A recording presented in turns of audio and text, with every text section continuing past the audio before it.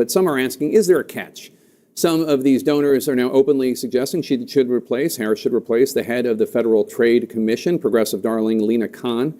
Khan is a progressive antitrust icon. She's aggressively been trying to prevent big tech, big oil, and others from forming monopolies, she says, ones that could wipe out smaller businesses.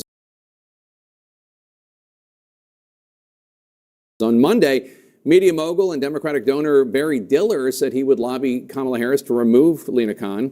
And there is a similar sentiment being expressed by mega donor Reid Hoffman, who donated $10 million to the Biden-Harris campaign and is planning on a major fundraising push for Kamala Harris.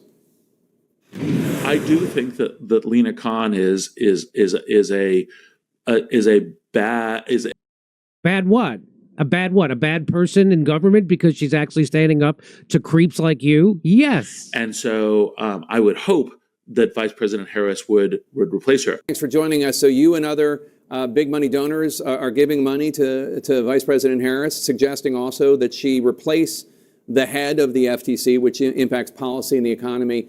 What do you say to somebody who watches this and says, this isn't how American politics should work, rich people getting to buy levels of influence?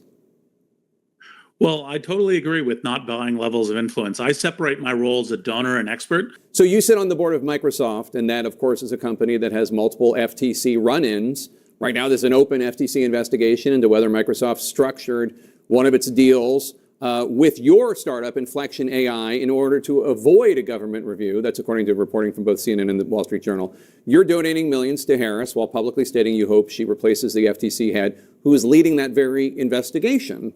Doesn't that create an inherent conflict? Well, let me talk about it as a venture capitalist, because I never talk about these things as a board member. But there aren't all these, there aren't like 100 Reid Hoffmans. It's not like one of you is a donor and one of you has opinions on Lina Khan and one of you is on the board of Microsoft and one of you is a venture capitalist. You're all the same guy. And I don't think that there's a politician alive that's able to compartmentalize the way you're suggesting they should. I think she's great rule of law. It's one of the backgrounds I think was one of the reasons she's better than Trump. But I do have some things where just as an expert, I would say that there would be things that could be improved. You and other donors went after Lina Khan pretty quickly after Biden announced that he was dropping out of the 2024 race. Do you have any concerns that this might hurt the Democratic Party unity that we've seen demonstrations of in the last few days? Well, I hope not. It is interesting to me that of all of Biden's appointees, JD Vance is most enthusiastic about Lina Khan, and maybe that has some, swing voter implications.